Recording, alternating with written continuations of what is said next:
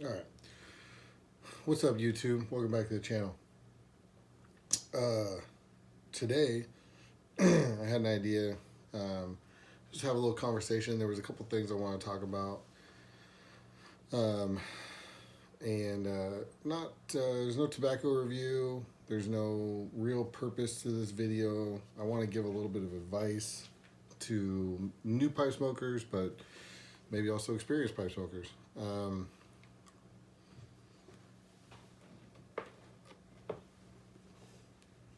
And these are just based on my own experiences, these bits of advice I would give just based on my own experience and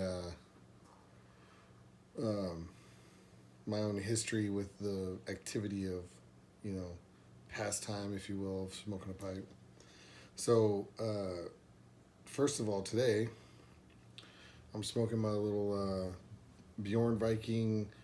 It's like a bent Dublin or a bent billiard. I don't know if you would necessarily consider it. It's probably closer to, yeah, it's like in between a billiard and a Dublin, a little rusticated thing. Um, I had this pipe for probably close to 15 years, somewhere in there, and it's a great little pipe. And the silver band came off of it a while back, and I had to glue that back into place. But other than that, it's been great. And I'm smoking some Capstan Blue, and this is the flake version. I know we did a review on the Ready Rub not long ago, so now I'm smoking the flake version. This tobacco's got almost had a year of age on it when I opened it. I just opened it a few days ago, and it was date on the tin says April of 2021, so almost a year. Whereas that tin of Ready Rubbed, I don't recall offhand. It was like, I want to say 6 or 8 years of age on that. But so far, I like it. Uh, I'll do a review on that at some point. Probably won't be a whole lot different than the Ready Rubbed, but eh. So along with the advice for new pipe smokers, I wanted to give an update on rubber bits, and I can say now that I am not a member of the rubber bit brigade. I've tried them. I've smoked with them on. I've smoked with it off. I'll smoke a pipe with it on. I'll take the rubber bit off. I'll smoke it. A day or two later, put the rubber bit back on. Same pipe. Do not like it. And kind of going back. I mean, if you've got, I don't know. I don't like it. I don't understand it. It's not for me. If it's for you, then who am I to say, whatever, say that you're wrong, right? But not for me. So that's fine. Moving on. At least now I can say I tried it. So no one can come after me saying, oh, you never tried it, so you don't really know. Nah, I did. I don't like it. Don't care for it. And Virginia Flakes. When I did my last tobacco review, I kind of talked about Virginia Flakes that are made in the States, and how generally I'm not a big fan because they're real meaty. Well, now that I have this capstan open,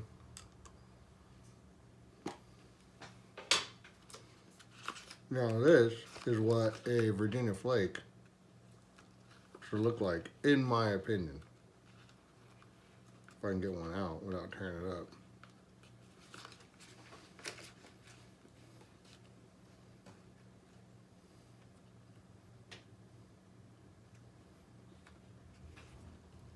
Well, I got like a half of one out. See how nice and I don't know if the camera can see that really, but it's just nice and thin. You can literally do anything with it that you want. With the, some of the American style where they're big, meaty, jerky looking things. Hard to fold the stuff. I've done it. I don't like to do it. If I'm gonna fold and stuff, I want a nice thin. And this isn't even the thinnest I think I've seen. I can't remember. I was trying to think of it the other day what the thinnest Virginia Flake I've seen as, and I couldn't remember what it was, but I know that I've seen thinner than this. And it's, to me, you can do anything with that. You can fold and stuff. You can, take your hand and just kind of do this and make it more of kind of like a broken flake. That's honestly, that's probably my favorite way to smoke a Virginia flake tobacco, is to make it sort of a broken flake, that in between a fold and stuff and a fully rubbed out, thin little ribbon. I love doing that with Virginia flake. I don't know why. It just, I like the way it smokes. I like generally the flavors. That's what I do with Capstan in this one. And I just think they're more versatile, I do like to fold and stuff. I do like to fully rub it out, but I think my favorite way is to sort of squish them between my fingers just a little bit, kind of just like you squish them a few times to where they kind of break apart, and then you throw it in. So you make it in, that in between the flake and the fully rubbed out. That area is what I like. So, and generally for me, the European-made Virginia Flakes tobacco generally, right, is more conducive to that kind of a style of rubbing out, I guess. So, moving on.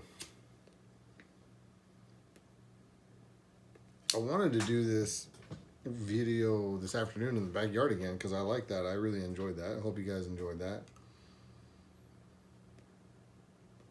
But unfortunately, things got away from me today and I didn't have an opportunity to do that. So we're back in the garage, back in the man cave today. Maybe one day I'll do a little tour of the man cave. There's not really much to see. On that side is my workbench side and this and that kind of thing. And then on this side is more my sort of hangout, with all the things that I really enjoy side, obviously I got my loading bench behind me and all that kind of stuff, and got all my, just this, all my, hobby stuff, right? So, anyway, sorry, losing my train of thought. Advice for new pipe smokers. And, even if you're not a new pipe smoker, hopefully you get something out of this. So I'd say the first thing I would say is be a student of pipes and tobacco. What do I mean by that? Well, what I mean is, and I'm sure I get it wrong, and I'm sure there's a lot of things I could still know, but the point is continue to try to learn, right? Advance your knowledge, things like that. An example of that, when I first started smoking a pipe, I thought flake tobacco meant that it was like the entire tobacco leaf was in the tin, before I had any experience with flake tobacco. I thought it was like they took the tobacco leaf and did whatever they did to it, and then they just stuffed it in a tin. That's what I thought flake tobacco was. I did not understand that, what it was, and then doing research and studying. I know that sounds ridiculous, and it is ridiculous. And you're talking about a 18, 19-year-old kid.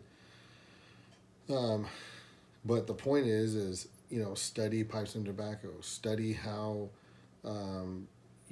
study how burley and Virginia, all these tobaccos are harvested. Study what areas of the world they can be grown in. Study how they're processed, how they're harvested, how they're cured, how they're dried, if they're, fired in some way or steamed in some way, or, things like that.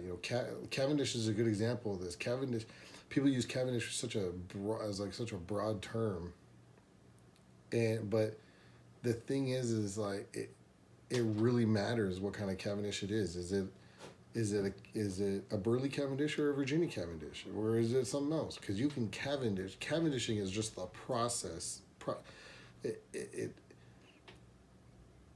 It defines a specific process in that tobacco's life. You can Cavendish any tobacco.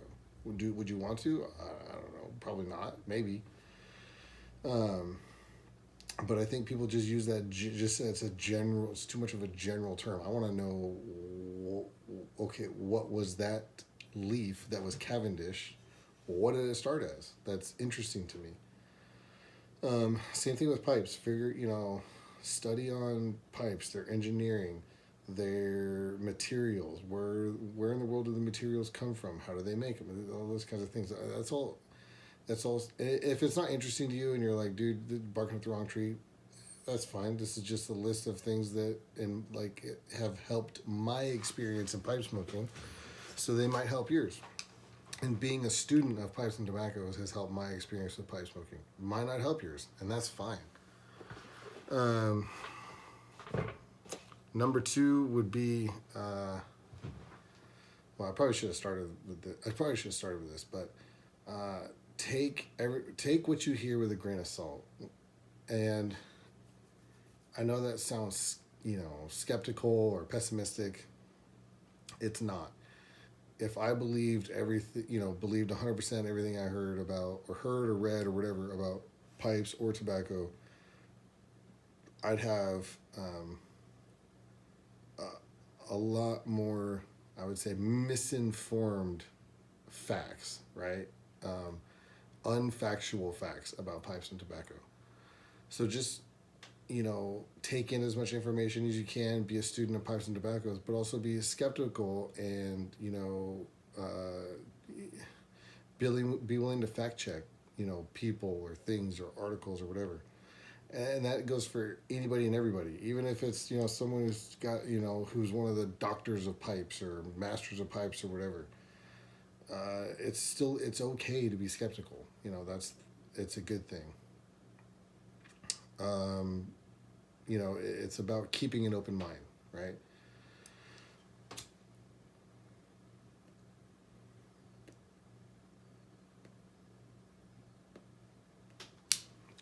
Number three, I think, would be get reps in.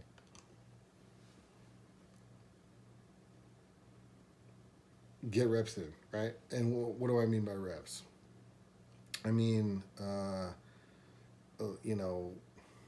rubbing out your tobacco if you're smoking flake tobacco, loading your pipe, tamping your pipe, lighting your pipe, smoking your pipe, all those kinds of things. Get reps in. And not just get reps in, get good reps in, right? Get good reps in. Really focus on what you're doing. Really try to understand what's going on. I love walking around or doing yard work and smoking a pipe. And that's great, but sometimes, even, most of the time, I want to just sit down. I want to really focus on what I'm doing. I want to focus on that pipe. I want to really get good reps in, right? Because I want to get better at finding those nuances of that tobacco, of that particular pipe. Because you're wanting to, you got to listen to the tobacco. You got to listen to the pipe. You got to, and that actually is number four, right? Listening to the pipe. Listen to the tobacco. Let the tobacco tell you what it likes. The cadence, the firmness of of the pack, all those kinds of things. You can't fit a square peg in a round hole. Sometimes you got to let the pipe or the tobacco or both tell you what it wants, and that's about getting good reps in. Getting familiar with that kind of stuff and understanding your relationship with that pipe or that tobacco.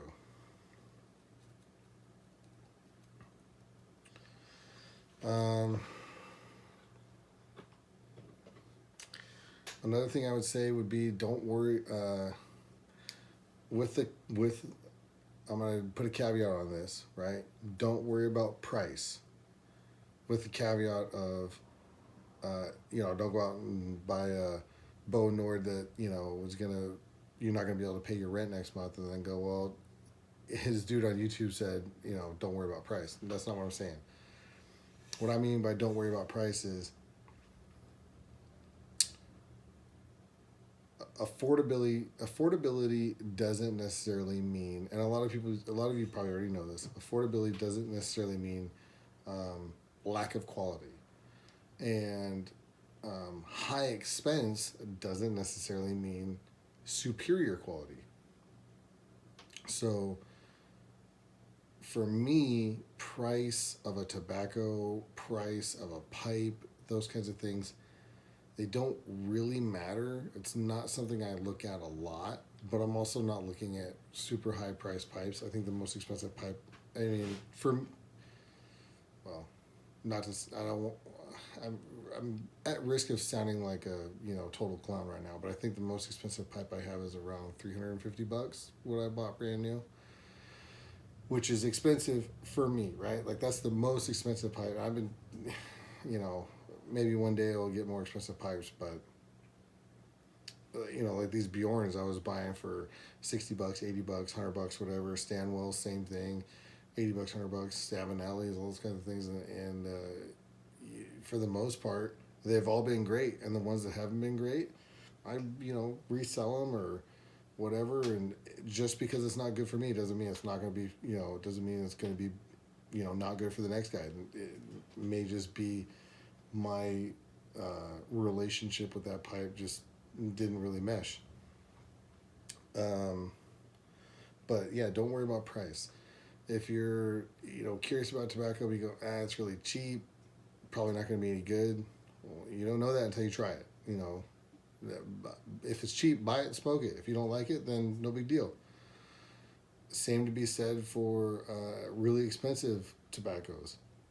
Tobaccos that are $20 for a 2-ounce tin or whatever, or nearing $20 for a 2-ounce tin, or things like that, or tobaccos that you can't get anymore, or they're hard to get, right? Like the esoterica is hard to get, and there's a lot of people that can't stand the esoterica tobaccos. There's a couple in the line that I do really like, can't get them. I almost don't even worry about it anymore because it's what. Tobacco doesn't do me any good if I can't get it, so it doesn't matter, right? So don't worry about price, focus on what you like, what you enjoy, and if you find, a decent tobacco or a decent pipe manufacturer that hits all your check boxes, run with it, go with it. Don't let, people on the internet, YouTube, me, anybody else, convince you otherwise, that you're on the wrong track or don't like it or whatever. Run with that. I've noticed that the pipe and tobacco world is a little bit more. I don't. It's not like in a bad. This is gonna sound bad, but it's not in a bad way. Um, uh, what's the word I'm looking for? It's like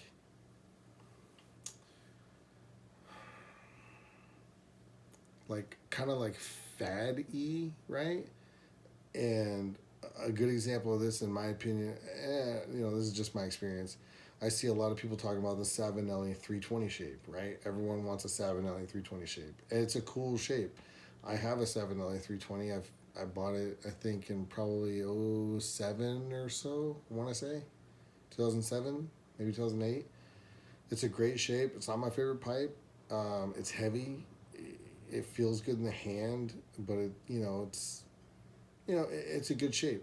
But that's one of those ones where it seems like every other time I click on a YouTube video, someone's talking about a Savinelli 320, and it's like, it is what it is. Maybe it's just one of those popular shapes, but just that goes back to the take with a grain of salt.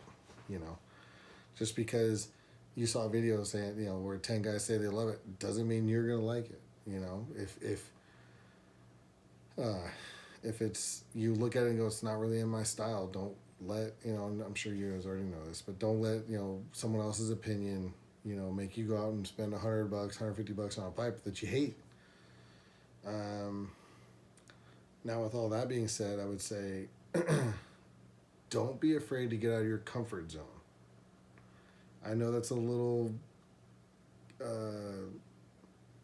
counterintuitive to what I was just saying, but I think it's still important to have that open mind to be able to get out of your comfort zone.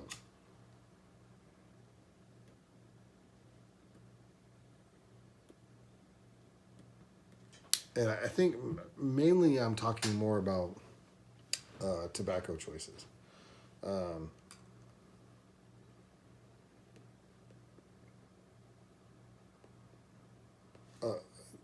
people will have a couple bad experience with a certain, with a blend that maybe has, a certain ingredient in it that they equate with, displeasure. And then they'll write off that ingredient and won't go back to it. Latakia is a big one, right? Um, or Perique would be another one.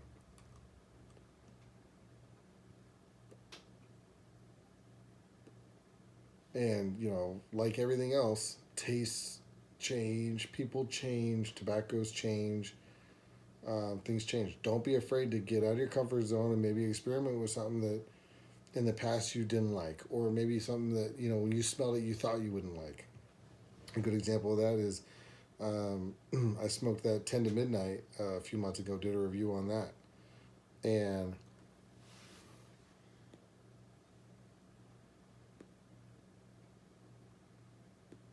the smell and the bag note was so florally, so flowery, like overwhelmingly. It was like I just stuck my face in a bowl of potpourri when I smelled that bag, and that the actual smoking experience wasn't like that. It didn't mirror that. There's a little bit of those floral qualities, but nothing like the bag note. And that was one of those ones that got me out of my comfort zone a little bit because I was like, in the I had a someone requested that I review that tobacco. If I wouldn't have had a request to review that tobacco, I might not have even tried it because the bag note put me off so bad. But then when I smoked it, I was like, oh, this is not at all like what I was expecting. And it forced me to get out of my comfort zone, forced me to experiment a little bit. Experiment yourself, do that. It's good. That kind of goes back to my first point of be a student of pipes and tobacco. Figure things out, right? And I think most people in the pipe community already kind of do that. It seems, it seems like most people that I've talked to or seen videos or whatever, it seems like most of the time they're, more curious about what it is, right? They want to learn more about it,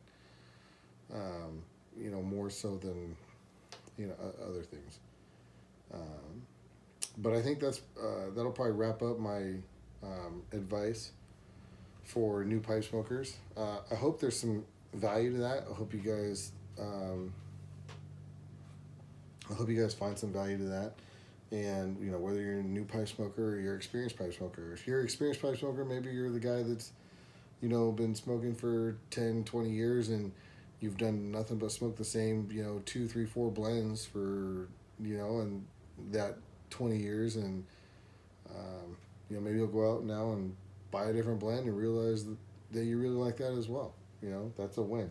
So I think on that note, I'll probably go ahead and sign off. This video probably won't go up till tomorrow because it probably just won't get uploaded till tomorrow. So whenever you see it, have a good day and adios.